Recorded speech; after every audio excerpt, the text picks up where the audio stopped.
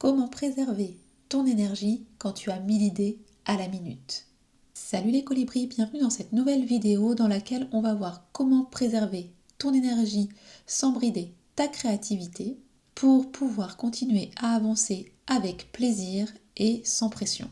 Avoir beaucoup d'idées, c'est une force, mais si tu ne sais pas canaliser cette énergie, ça peut vite se transformer en dispersion, en frustration et en épuisement. Quand tu es multipotentiel, ton cerveau est toujours en mouvement, il capte des idées partout, il fait des liens entre tout, il s'enthousiasme facilement.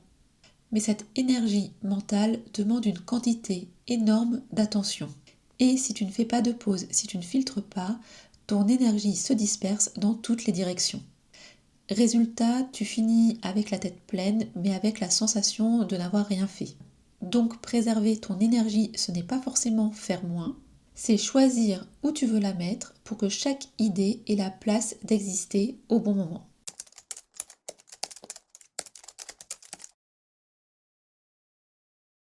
Le premier pas à faire, c'est de désaturer ton mental. Le cerveau n'est pas fait pour stocker les idées, il est fait pour les traiter. Alors, quand une idée arrive, note-la tout de suite dans un endroit sûr. Ça peut être un carnet, une note de ton téléphone, une page Word, Notion, peu importe, mais note-la de suite. Ensuite, fais la différence entre les idées à faire maintenant, les idées à garder pour plus tard et les idées qui sont superbes mais qui ne sont pas pour toi actuellement. Ce tri, ça va te permettre de ne plus subir ton flux créatif, mais de le piloter avec douceur.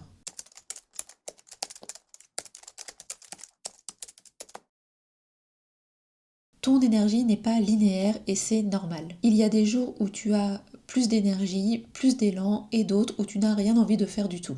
Et plutôt que de lutter contre ça, organise-toi plutôt autour de ton énergie. C'est-à-dire que quand tu sens que tu es dans une énergie haute, c'est le moment de créer, de brainstormer, de passer à l'action, d'imaginer. Par contre, quand tu sens que ton énergie est beaucoup plus basse, que c'est une phase plus calme, c'est le moment de trier, de structurer, de planifier en douceur. Et c'est ce va-et-vient entre expansion et recentrage qui va te permettre de durer sans t'épuiser.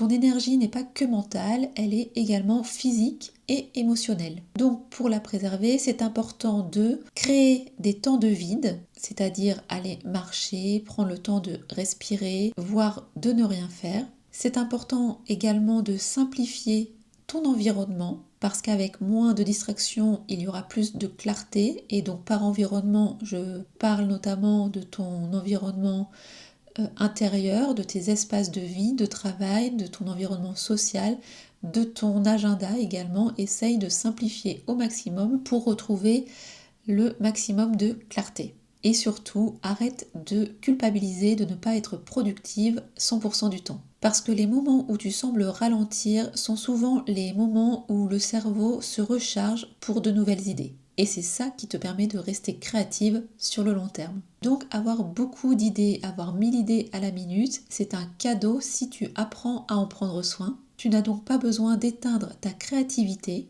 juste d'apprendre à l'écouter avec discernement. Et si cette vidéo t'a aidé à y voir plus clair, tu peux me dire en commentaire quelle idée tu as envie d'honorer cette semaine sans t'épuiser. Et abonne-toi pour plus de vidéos, pour avancer avec plus de clarté, d'équilibre et de sérénité.